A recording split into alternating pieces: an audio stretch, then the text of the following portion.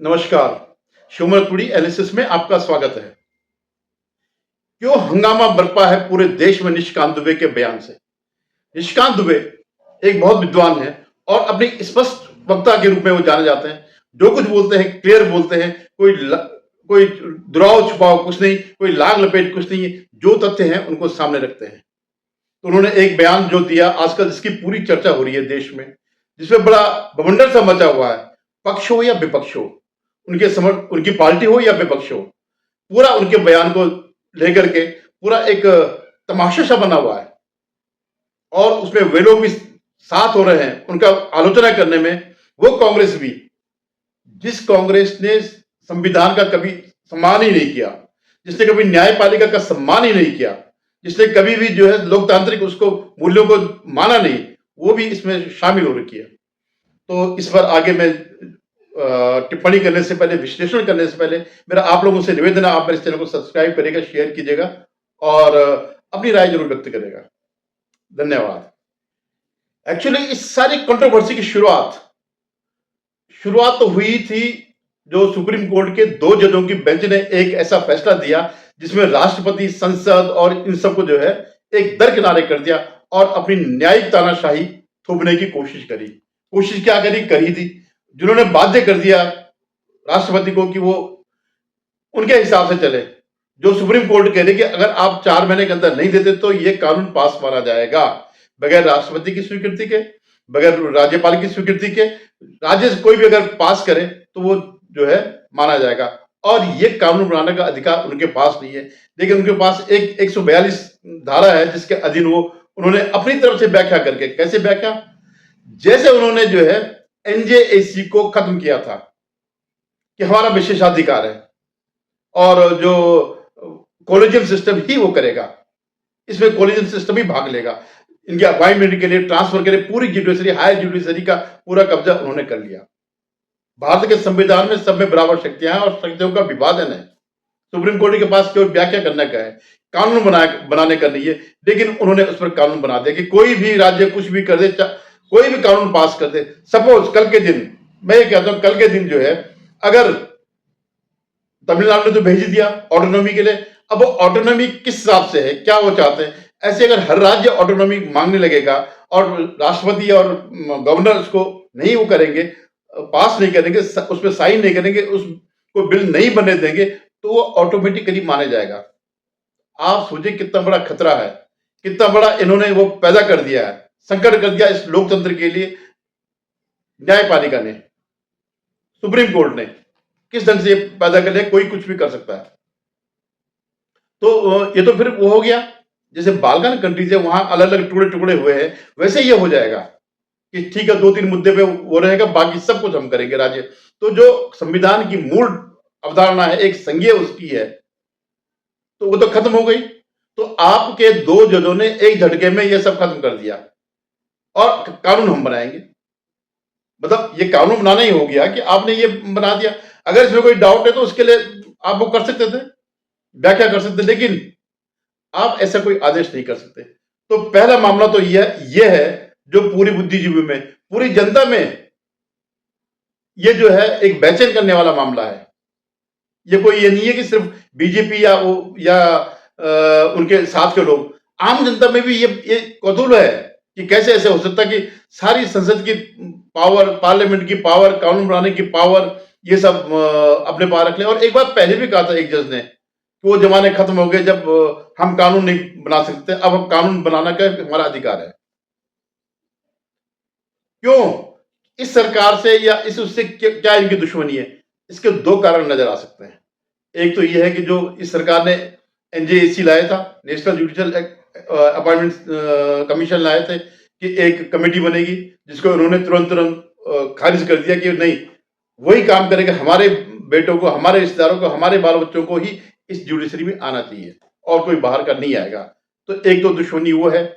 और जो दूसरी दुश्मनी है, अभी जो इनका वो जज पकड़ा गया जिसके आप करोड़ों के नोट, जलते हुए नोट दिखाई दिए, उसकी वीडियो बनी, उसकी जांच भी किसी ने नहीं करी, उन्होंने एक आंतरिक कमेटी वो बनाई। अब ये डरे हुए हैं कि अगर इसमें जांच होती है सही तरीके से और इस पे कोई टिप्पणी नहीं उठाए, इसलिए सरकार को दबाव में लाया जाए। इसलिए ये इसके पीछे एक कारण ये भी हो सकता है, और ये साबित करने के लिए कि हम ही तानाशाह हैं, हम ही डेमोक्रेसी हमारे हाथ में, बाकी कोई कुछ नहीं है, न विधायिका न कार्यपालिका, केवल न्यायपालिका के पास ही सब कुछ है।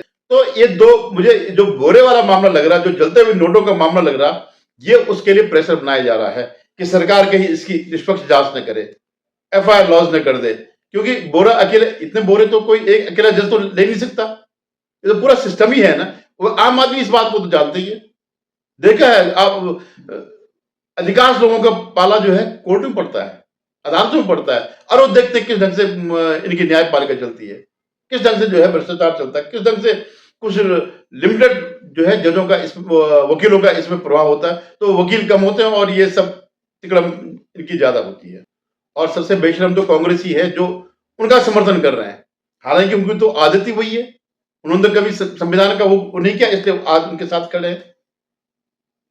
तो लेकिन ये जो आज वो कर रहे हैं, तो ये तो हमेशा के लिए हो जाएगा। ये सरकार कोई अमर अजर तो नहीं है, जब तक ये लोकतंत्र, जब तक ये संविधान है, तब तक कई सरकारें आएंगी। लेकिन अगर ऐसे जुडिशरी को अगर बेलगाम छोड़ दिया गया, तो क्या ये चलेगा? क्या ये लोकतंत्र चलेगा? क्या ये संविधान चलेगा? और जो दूसरा मुद्दा है, जो जिसमें जो है पूरा बवंडर मचा हुआ, जो वक्फ बोर्ड पर इन्होंने जो वो लिया, सुप्रीम कोर्ट ने एकदम पर संज्ञान ले लिया, ये यहां पर साफ साफ दिखाता है कि हिंदुओं के प्रति और मुसलमानों के प्रति इनके अंदर कितना भेद है। मुसलमानों को कोई भी मामला आ जाए, तुरंत ये तैयार हो जाते हैं। यहां तक कि जो वो था याकूब मेनन, जिसको फांसी हुई थी, उसके लिए रात में कोर्ट खुलाया गया। आपको हल्द्वानी की याद होगा, ज्यादातर अवैध कब्जे जो है ये लोग करते, जब उठाया तो इन्होंने रोक दिया, जब बुलडोजरी कार्रवाई हो रही थी। तो वो जो ये अवैध काम उन्हें क्यों नहीं करेंगे? उनको पता है कि हमारे पीछे सुप्रीम कोर्ट है, हम कुछ अवैध काम कर ले, सुप्रीम कोर्ट है। आप ये देखिए कि इन्होंने अभी तक राष्ट्रपति के साइन नहीं हुए थे और वहां याचिकाएं पहुंच गई थी। और आप याद करेगा राम मंदिर का मामला याद करेगा, और इसी कोर्ट में जो है लोगों को याद भी नहीं हुआ कि जो प्लेस ऑफ वर्शिप एक्ट बढ़ा हुआ कई वर्षों से, क्योंकि ये हिंदुओं के मामले हैं, इसमें ये कुछ नहीं करेंगे। उसमें सबरीमाला पे उन्होंने दे दिया तुरंत फैसला, वहां पर उनको किसी से पूछने की जरूरत नहीं है। और यहाँ वो सारे शरिया को ला रहे हैं, बाबर को ला रहे हैं, उससे पहले को वो ला रहे हैं। यहां पर इनका भेद जो है स्पष्ट दिखाई देता है, और ये कि आक्रोश का कारण है आम जनता के बीच।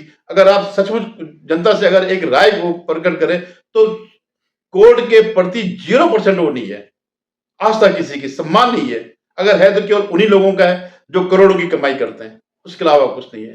तो अभी जरा थोड़ा पहले ये निशिकांत दुबे का वीडियो भी देख लीजिएगा, और इसका जो ट्वीट है वो भी देख लीजिएगा, फिर मैं आगे इस पर बात करूंगा।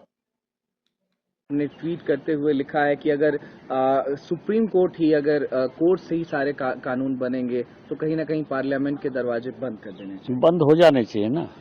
मैं आपको बताऊं कि अभी आप समझिए, मैंने आर्टिकल 141 का बहुत बड़ा जो है अध्ययन किया है।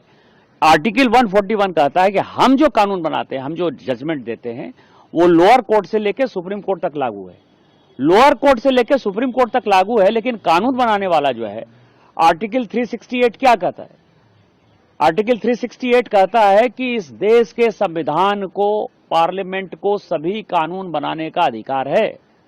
कानून की व्याख्या करने का अधिकार सुप्रीम कोर्ट का है।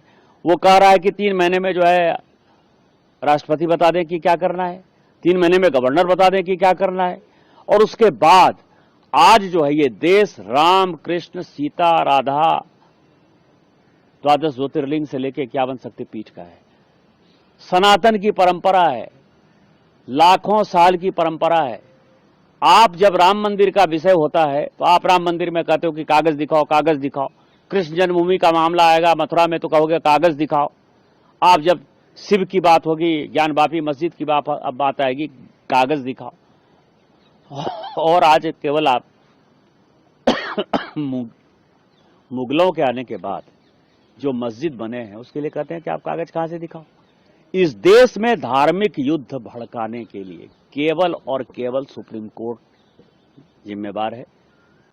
सुप्रीम कोर्ट अपनी सीमा से बाहर जा रहा है। सुप्रीम कोर्ट की सीमा यह है कि भारत का संविधान जिस कानून को बनाया उस कानून की उसको व्याख्या करनी है, और यदि वो व्याख्या नहीं कर सकती है और सब कुछ के लिए सुप्रीम कोर्ट जाना है तो इस संसद का कोई मतलब नहीं है, विधानसभा का कोई मतलब नहीं है, उसको बंद कर देना चाहिए। उपराष्ट्रपति अब निशिकांत दुबे ने क्या कहा? यही कहा कि जो कुछ हो रहा है गलत हो रहा है, आप लोग एक तरफा चल रहे हो, और लगभग यही बातें जो उपराष्ट्रपति जगदीप धनखड़ जी ने भी कही थी। वो भी तो वकील है, बहुत सीनियर वकील है, उन्होंने तो इससे बड़ी बात कही कि जो है ये तो एटॉमिक मिसाइल्स हो गई संविधान पे, लोकतंत्र पे। तो जब आपके ऐसे कर्म है तो तभी तो वो कहा है। हालांकि इसमें जेपी नड्डा जो पार्टी के अध्यक्ष है उन्होंने इसको वो कर दिया, खारिज कर दिया, लेकिन इससे खारिज होने से जनता के उससे खारिज नहीं होगा। जनता के अंदर यही है। अभी मैं आपको एक और वो दिखा रहा हूं। ये जो ओवैसी है ना, उसका भाषण सुनिएगा, उसका बयान सुनिएगा, भाषण सुनिएगा, उसका एक वीडियो की क्लिप में डाल रहा हूं, वो आप देखिएगा। को गए अवाम में भी जा रहे हैं, नहीं कोर्ट कानून कैसे बनाएगा? अरे जालिमों, सुप्रीम कोर्ट का जजमेंट कानून का मौकफ रखता है। पढ़ो, तुम लोग ट्यूबलाइट हो, तुम लोग थम्स अप हो। ओवैसी जो है लोकतंत्र की बात कर रहा है। भाई सीए कानून भी तो संसद ने पास किया था, उसमें तो किसी ने रोक नहीं लगाई थी। तो फिर आप लोगों ने क्यों इतना दंगा किया था? 53 लोग मारे गए थे दिल्ली में। और जो ओवैसी रोज कहता है कि नहीं हम नहीं होने देंगे, खून की जितने भी इनके मुल्ले हैं सब कह रहे हम खून की नदियां बहा देंगे, ये कर देंगे, वो कर देंगे। तो तुम्हारा कौन सा लोकतंत्र पर विश्वास है? तुम्हारा कौन सा न्यायपालिका पर विश्वास है? और ये जो कपिल सिब्बल बार बार अभी जो आज न्यायपालिका की बात कर रहा है, इसी कपिल सिब्बल ने कहा है मैं 50 साल से प्रैक्टिस कर रहा हूं लेकिन न्यायपालिका को मैंने ऐसा कभी नहीं देखा जैसे जितना गलत है। तब गलत था, अब आज जो है सही होगा क्योंकि वो हिंदुओं के खिलाफ जा रहा है। ये अभी आपको मैं एक ये इसका भी वो दिखाता हूं। ये जयराम रमेश जो कांग्रेस का वो है, उसका भी आप वीडियो देख लीजिएगा। जिम्मेदार है देश में युद्ध भड़काने के लिए सुप्रीम कोर्ट केवल जिम्मेदार है। देखिए सुप्रीम कोर्ट को कमजोर करने में लगे हुए हैं। सुप्रीम कोर्ट के जो अधिकार है, संविधान जो अधिकार देता है सुप्रीम कोर्ट को, उसको काटने में, उसको कमजोर करने में लगे हुए हैं। संवैधानिक पदाधिकारी भी सुप्रीम कोर्ट के खिलाफ बोल रहे हैं, मंत्री भी सुप्रीम कोर्ट के खिलाफ बोल रहे हैं, सांसद भी, बीजेपी के सांसद भी अभी सुप्रीम कोर्ट के खिलाफ बोलने में लगे हुए हैं। क्योंकि सुप्रीम कोर्ट एक ही बात कह रही है, जब आप कानून बनाते हैं संविधान के बेसिक स्ट्रक्चर के खिलाफ मत जाइए। अब ये वो जयराम रमेश, ये वो कांग्रेस लोकतंत्र पर ज्ञान दे रही है, जिन्होंने इमरजेंसी थोपी थी देश पर, लोगों के मूलभूत अधिकार छीन लिए थे, लोगों के जो है जेलों में ठूस दिया था, इसी कोर्ट को बूटों से रगड़ दिया था, अपने जूतों तले वो कर दिया था। 3 जजों को छोड़ करके एएन राय को इन्होंने वो बना दिया था। 3 सीनियर जजों को छोड़ करके एएन राय को सीजेआई बना दिया था। और ये डरते इसी से है जुडिशरी। क्यों नहीं किया इन्होंने? जब ये सारी इमरजेंसी थोपी गई थी, हिम्मत नहीं पड़ी किसी की ये कहने की कि ये गलत हो रहा है, ये हो रहा है, क्योंकि ये यही भाषा समझते हैं। यही कांग्रेस जिसने ये शाहबानो केस को जो है पलट दिया, तो क्या किया सुप्रीम कोर्ट ने? उसको क्यों नहीं फिर उन्होंने किया? जब तुम्हारे पास 142 में 80 अधिकार हैं तो कहते कि नहीं हमारा वो फैसला सही है।